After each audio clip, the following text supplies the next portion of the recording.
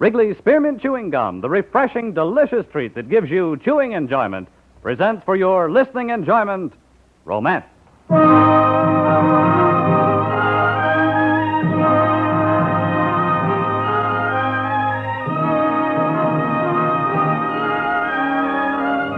Romance, bringing you the finest stories of the world's greatest romantic authors. Stories of the courage, the devotion, the adventure of love, all strung on the bright thread of romance. Tonight, the makers of Wrigley's Spearmint Chewing Gum bring you Prosper Mérimée exciting classic, Columba.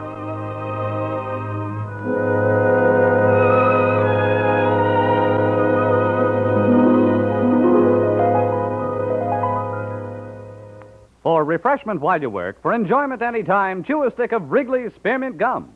The delicious, long-lasting, real mint flavor of Wrigley's Spearmint cools your mouth and freshens your taste.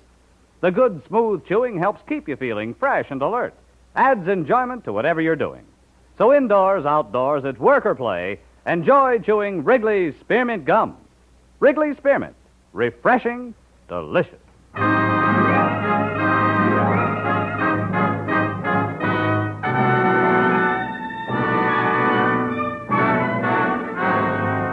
Now, here is the first act of Columba.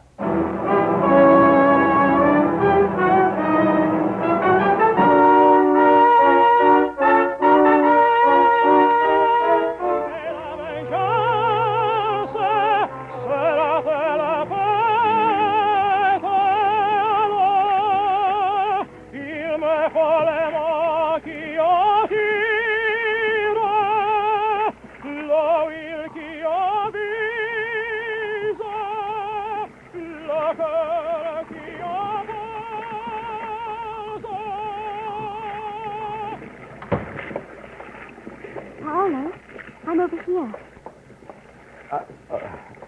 There is a sea tonight. Oh, it's beautiful. Even without the moonlit light. But I can stay for only a little while. Your father is asleep? Yes, but he lectured me tonight. Oh? Paolo, the helmsman was singing such a strange song. Did you hear him? Yes, I heard. I understand so few of your Corsican dialects. But there was something about the hand and the eyes and the heart that something or other. The heart that planned. Was it a love song? Yes. It was a song of love together with hate and a great amount of passion. It sounded quite sad. Yes, sadness is there, too. What did your father say, Celia? Oh, it's not important, really. He's shocked at my behavior. The way he puts it, I'm consorting with that young Corsican savage. I'm sorry our friendship is the cause of anger between you and your father. Oh, you must understand that one is either British or savage or barbarian. We are decidedly superior people. I had heard that. And you must be the rarest one, Celia. Because I don't agree that you're a savage? Because of many things that are better thought than spoken now. Because there is only one end to this. After we leave our ship, I won't see you again. Oh, that's not true. Not unless you want it that way. No, I don't, but I know, too, that it should be. But why, Paolo? Are you afraid of my father's anger? No. I'm not afraid of that. Well, what then? I don't want to bring unpleasantness to you. Your island. What will we see first when we reach it? Well, it is not like Italy with white buildings in the hills. Behind Ajaccio, they are bare and wild. Look as far as you like and you will see mountains that are not yet civilized. They're crossed by horse trails where sometimes even carts cannot go.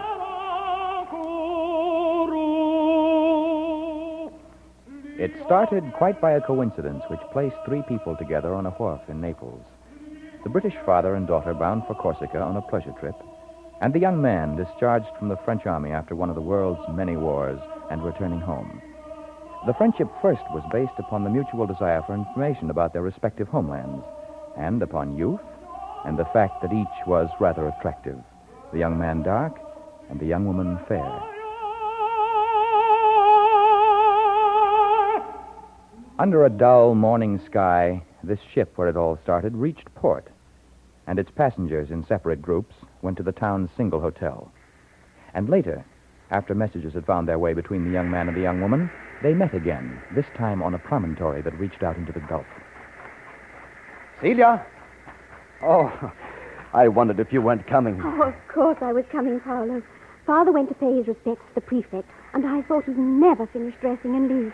That's why I was late. You had no trouble finding this place? No. Come over here where we can sit down. All right. Ah, there. Thank you, Paolo. Oh, I've missed you already, Celia. I, too. I don't know what I'm going to do. I don't either. I know that for 3 mornings my first thought has been of you, and that for 3 nights my last thought has been of you. Mine has been the same. Will you meet me tonight, Celia? If I can. Yes, if you can. And tomorrow, surely. And then there is the next day when I leave. I know. My sister will be here tonight. There are things she wants to buy tomorrow. But the next morning we'll have to leave for our village. Where is your village? Which way? Behind us. Only a few miles beyond the first hills. My father died while I was gone, so now our land is mine to manage. You didn't tell me about your father. I thought there were other things to say. Well, do you like Corsica now that you have come here? Yes. I like it here with you.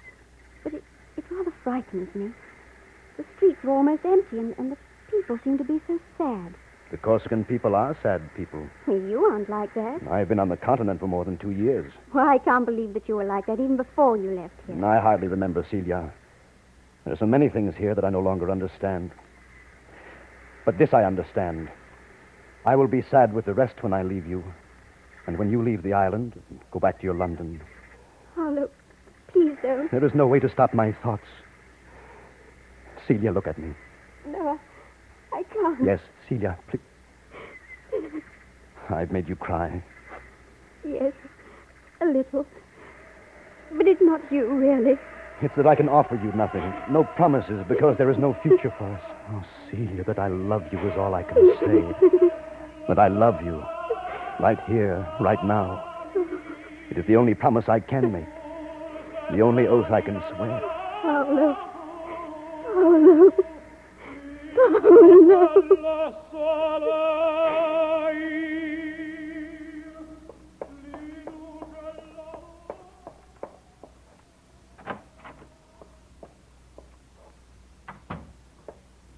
Oh, Father, you're back. You know that it's past 5.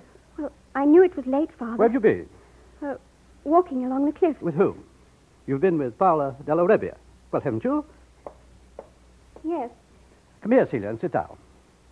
Yes, Father. Celia, I won't remind you that you disobeyed me, because you know that. Yes, Father. Why have you disobeyed me in regard to this young scoundrel? Because I saw no harm in my seeing Paolo. Since he's not a scoundrel. Celia, how serious are your feelings toward him? Well, I don't think that matters, Father. I quite agree. I forbade your seeing him for your own good. But, Father... I shall ask you to be quiet until I'm finished here. Paolo della Rebbia has returned to Corsica for the express purpose of carrying out an assassination by his own hand. Oh, how utterly ridiculous. Has he talked to you about his father? His father died while he was on the continent. His father was murdered. And according to Corsican tradition, it is the duty of the son to avenge the murder and live the rest of his life an outlaw. Who has told you this, Father? These lies? They are not lies. The explanation was given me by the prefect this afternoon while you walked along the cliffs. I don't believe it. I hardly expected that you should, so I've arranged another meeting with the prefect tomorrow morning so that you may talk with him.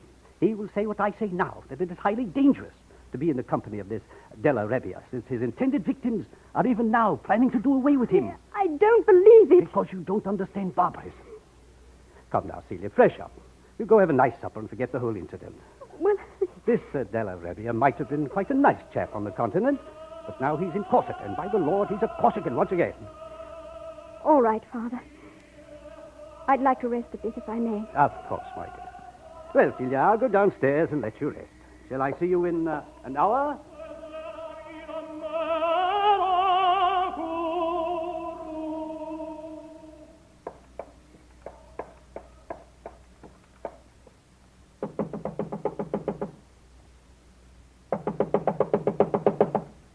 Paolo? Celia, you shouldn't have come here. Please let me come in. I had to talk to you. Paolo, tell me that... Oh. This is my sister. This is Miss Neville. How do you do? My pleasure, Miss Neville. My name is Columba. Oh, I'm sorry. Forgotten, Paolo. I see now why you were disturbed. We've been talking about you, Miss Neville. Colomba. Do you want me to leave? I'm sorry, but could I talk to him for just a few moments? Yes. Tell her about the Rembecco, Paolo. Leave it, Colomba. Tell her how long we have sung the Rembecco. Celia, you shouldn't have come here. Paolo, I had to see you. What is it? I want to hear you say that you told me the truth about why you came back to Corsica, that you were discharged from the army, that you came back to manage your land. There have been two purposes, one of my own and one of my people. I think you've heard of that one, haven't you? Paolo. I have told my sister that my father's murder has been avenged by the law, but I would do nothing. I knew, Paolo. She told me that an innocent man had been punished, but that the guilty still lived. I knew who she meant, the Baracini. They've been enemies of my family for generations. When there is murder, only the enemy can be guilty of it. That is the Corsican way. No proof, no argument can change it. Only the vendetta. But you don't believe that. I have fought in a war, and I've seen enough of hate and killing. But it's my people.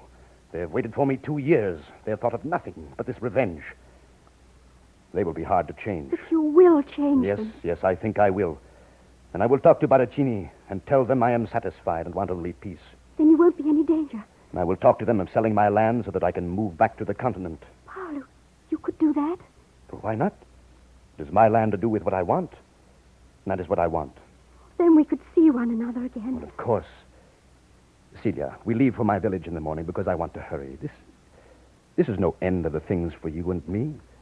This is a beginning. Oh. That will be Colomba. Paolo, how will I hear about what you're doing? I will ride back to tell you. We'll be here 6 days. I will come to you more than once, or Celia, as many times as I can. Know that. Oh, Paolo. Oh, I must go. Please, darling, be careful. I will be. I'm sorry to hurry you. You were very kind. Did he tell you about the Rembecco, Miss Neville? No. Tell me. Yes, I can now. You heard it on the ship, and you asked me if it was a love song. No. It is a song of vengeance, and it was sung to remind me that I'm a Corsican. At the end, its words say, I must have the hand that fired, the eye that aimed, the heart that planned.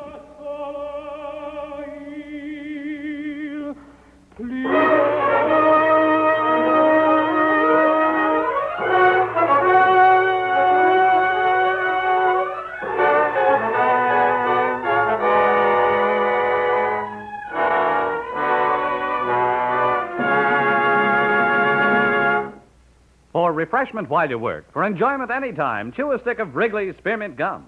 When your mouth feels dry, when you're warm or tired, Wrigley's Spearmint is really refreshing. The lively, full-bodied real mint flavor cools your mouth, moistens your throat, freshens your taste. And the chewing itself gives you a little lift, helps you feel your best and do your best. So for chewing enjoyment plus pleasant refreshment, chew delicious Wrigley's Spearmint Gum.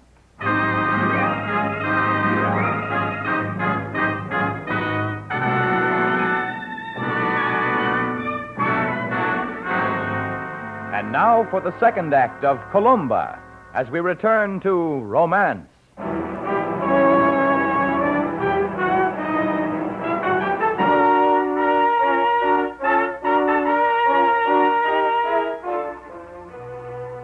Paolo della Rebbia's village was named Pietranera, and he looked less and less peaceful as he rode toward it with his sister at his side.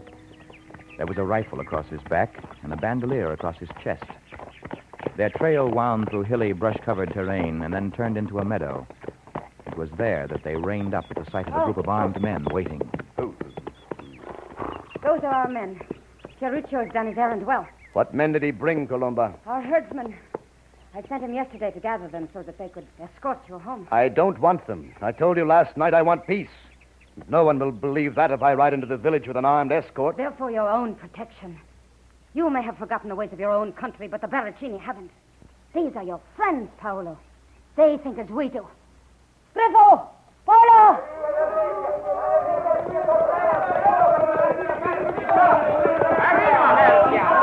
Wait, men! Wait! Wait, men! Men, wait. Thank you for riding out. But I know my way to Pietranera, and I need no guides. Guides, you call us? You wouldn't call us guides if you saw your village. The Baracchini are waiting for you. They have the houses shuttered against you. Only the slits for the rifles are open. There will be no trouble with the Baracchini. I have no spite against them. I understand him like his father. He'll not say what he means to do, but he'll do it. I know what my duty is. I know that I will go to the barracks. You remember me, Paolo? I am Polo Grifo. You learned to ride behind me on a mule I own. I remember you, Grifo. I have waited with the rest, Paolo. Now you're back, I'm with you, body and soul. When you need this rifle of mine, you need only tell me. I won't need it. Turn the men around, Grifo, and go into town with him. We'll follow behind. All right, Paolo. We're ready to start. Se viva de la vida! We start!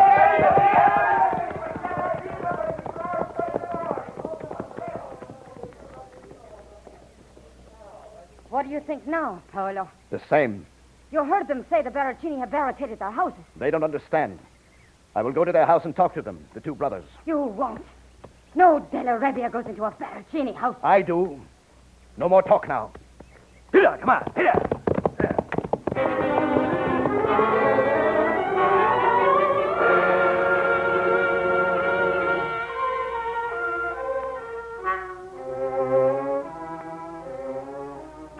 That's the way I see it, Colomba. A man has his life that is his.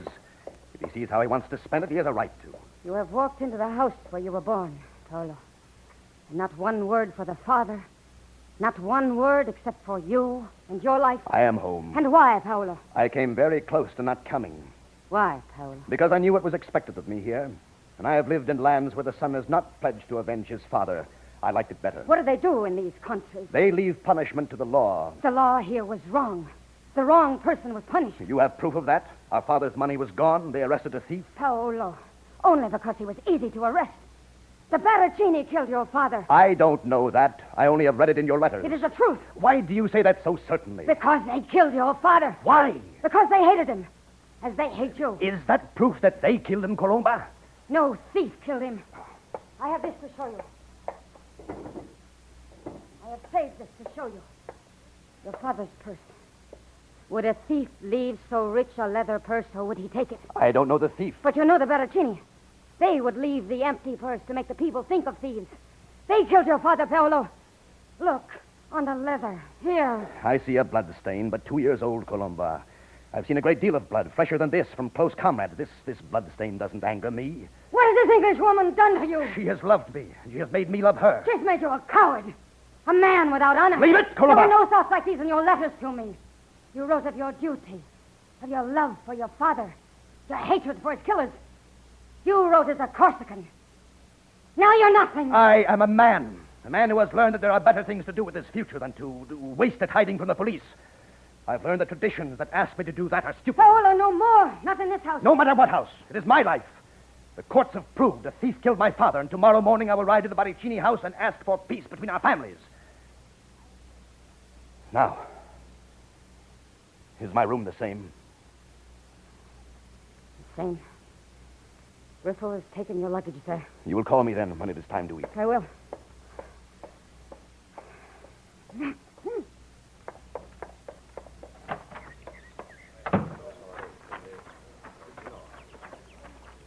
Grifo, come here. When does he ride, Colombo? Come over here. I would be ashamed to have anyone else hear me.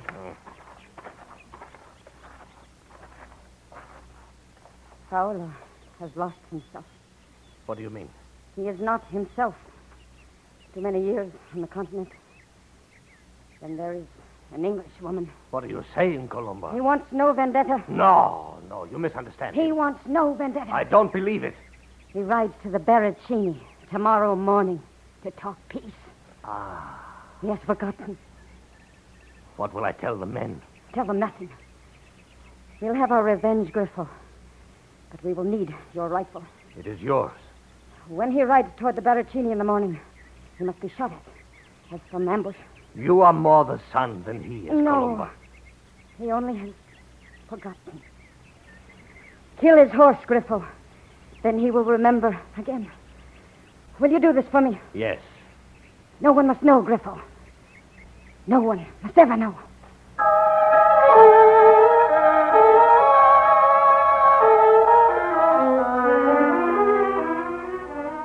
The Corsican village of Pietranera had no street. There were possibly 12 buildings scattered without pattern across a plateau. On one edge stood the Baricini dwelling, and a mile away on the other lived the Della Rebbias. It was this mile that young Paolo had to cross the next morning on his unconventional errand of peace.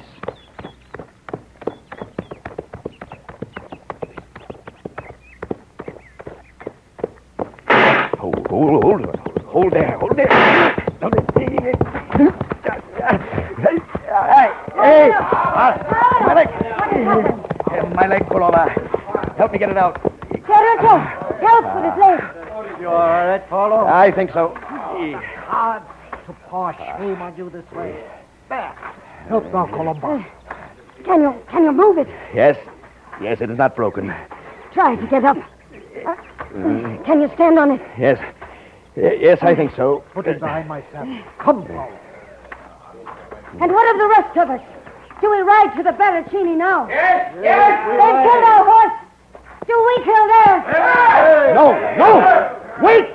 You will stop us after this. Wait! Wait for what? More insults? There is no need to kill horses. Wait until I can ride again. Are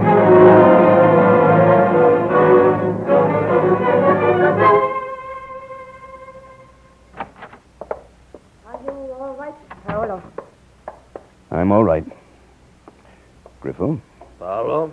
What do you think of their innocence now, Paolo? I will rest tomorrow, which is the third day. On the fourth, I will ride to Ajaccio and return in the afternoon. Let the Baricini learn that. I will meet them as I ride back from Ajaccio. They already know. You were quick, Colomba. Paolo, do you know the woods near Vizzavona? I remember them. I know a man who hides there. He will take care of you. A man could stay there for 10 years before a policeman or a soldier would even come to look for him. And you shall want for nothing, Paolo, if you have to hide. Nothing, Griffo. What could a man need as long as he has his honor? Not a man, rather a Corsican. I want to send a message to Ajaccio, Colomba. To the English woman? Is it dishonorable or cowardly that I want to see her again? She blinded you once. I promised I would come back and tell how I fared when I returned home. This is no affair of hers. I will tell her what I think is right. Now, if I could rest.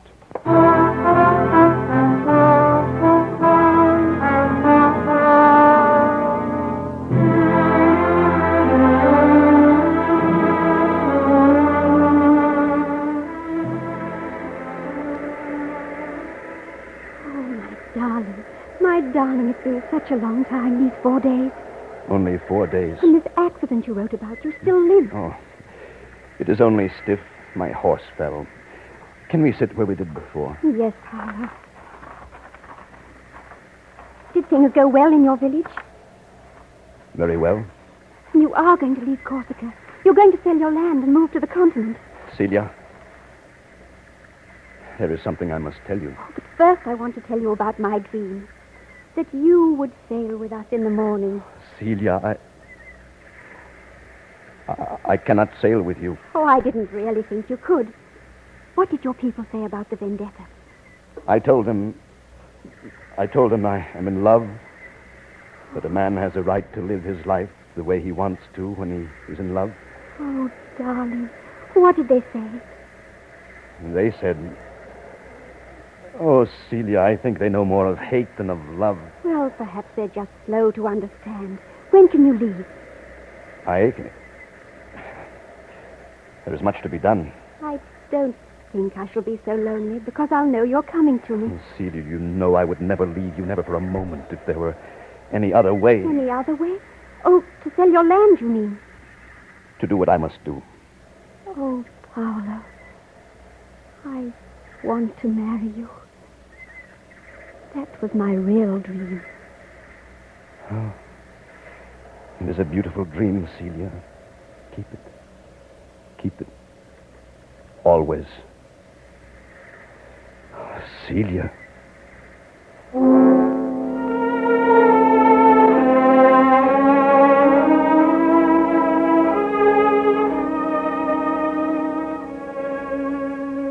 Later that afternoon, the young English girl returned to her hotel and to her dreams.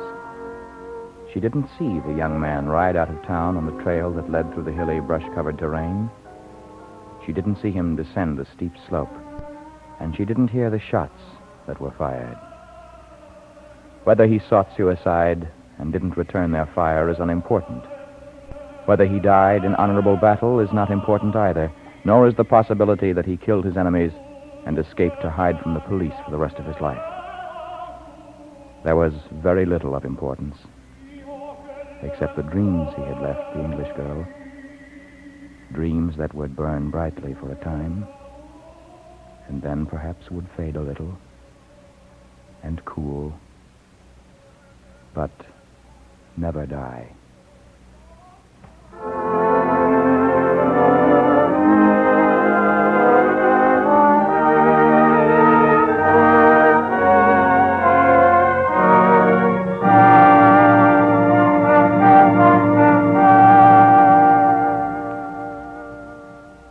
Remember, friends, for refreshment while you work, for enjoyment any time, chew a stick of Wrigley's Spearmint Gum. There's lots of lively, real mint flavor in it to cool your mouth, freshen your taste, and sweeten your breath. And chewing Wrigley's Spearmint helps keep you fresh and alert. You feel better, work better, get more fun out of doing things. So indoors, outdoors, at work or play, always keep delicious Wrigley's Spearmint Chewing Gum handy. For refreshment while you work, for enjoyment any time, chew a stick of Wrigley's Spearmint Gum.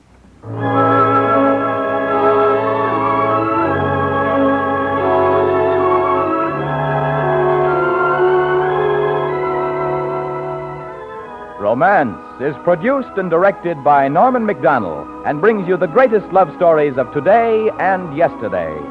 Tonight you have heard Colomba by Prosper Mérimée, specially adapted for romance by Gil Dowd, starring John Daner with Eileen Erskine, Georgia Ellis, and Herb Butterfield. Featured in the cast were Edgar Barrier, Larry Dobkin, Lamont Johnson, and Angelo Raffaele. Editorial supervision is by John Meston, and musical supervision by Alexander Courage. Next week, Wrigley's Spearmint Gum, the chewing treat enjoyed by millions, will bring you another story enjoyed by millions. Joseph Hergesheimer's unusual romance, The Token.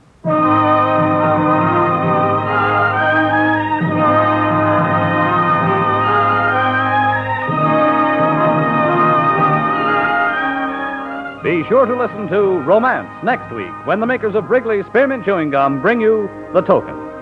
This is Bob Stevenson speaking, and this is CBS, the Columbia Broadcasting System.